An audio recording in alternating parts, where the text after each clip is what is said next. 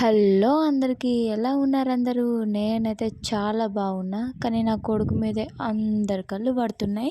అందరి దిష్టి తగులుతుంది. ఎందుకు అలా పడి ఏడుస్తారో అర్థం కాదు చిన్నపిల్లగాళ్ళ మీద.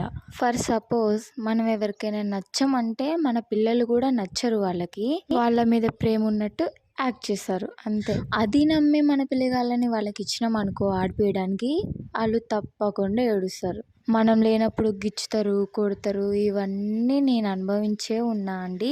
ఇప్పుడిప్పుడే అన్నీ తెలుస్తున్నాయి అంతే.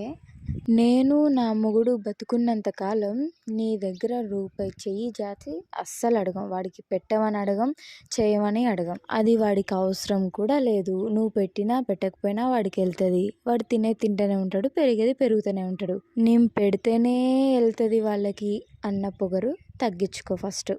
అసలు ఫస్ట్ వాడు పుట్టడమే ఇష్టం లేదు నీకు. కడుపులో ఉన్నప్పుడే పోవాలని ఎంత కోరుకున్నావో నాకు తెలుసు. అలాంటి వాళ్ళని నా కొడుకు కాలు గోటు కాడ కూడా ముట్టనియ్యను నేను. సరే, అందరిలో ఎత్తుకుంటే గుంజుకున్నా అన్న బదనం వేసినావు.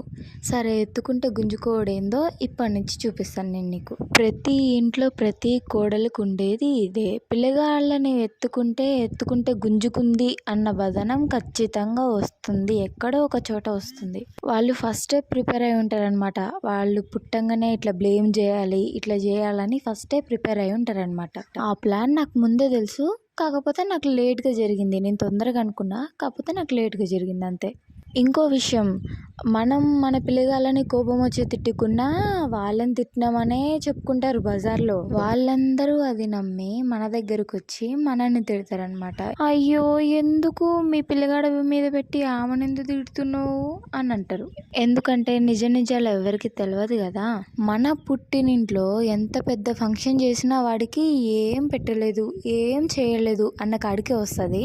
అదే అత్తగారింట్లో అనుకోండి, చిన్న ఫంక్షన్ చేసి వామ్మో ఎంత ఖర్చు అయిందో, ఎంత పెద్దగా చేసినామో, గ్రాండ్గా చేసినాం అన్నంత బిల్డప్లు కొడతారనమాట.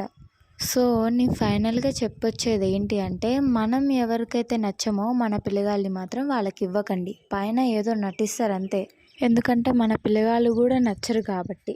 ఈరోజు సండే అని చికెన్ చేసా. మీ ఇంట్లో మీరేం చేస్తారో సండే రోజు తప్పకుండా కామెంట్ చేయండి అండి. వీడియో నచ్చితే లైక్ చేయండి, సబ్స్క్రైబ్ అయితే చేసుకోండి.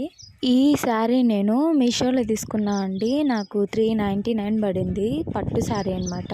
చాలా బాగుంది క్వాలిటీ మాత్రం. బ్లౌజ్ ఒక మహానుభావురాలు కుట్టింది. బ్లౌజ్ మాత్రం అస్సలు సెట్ కాలేదు. మళ్ళీ కట్ చేసి కుట్టిపియాలి.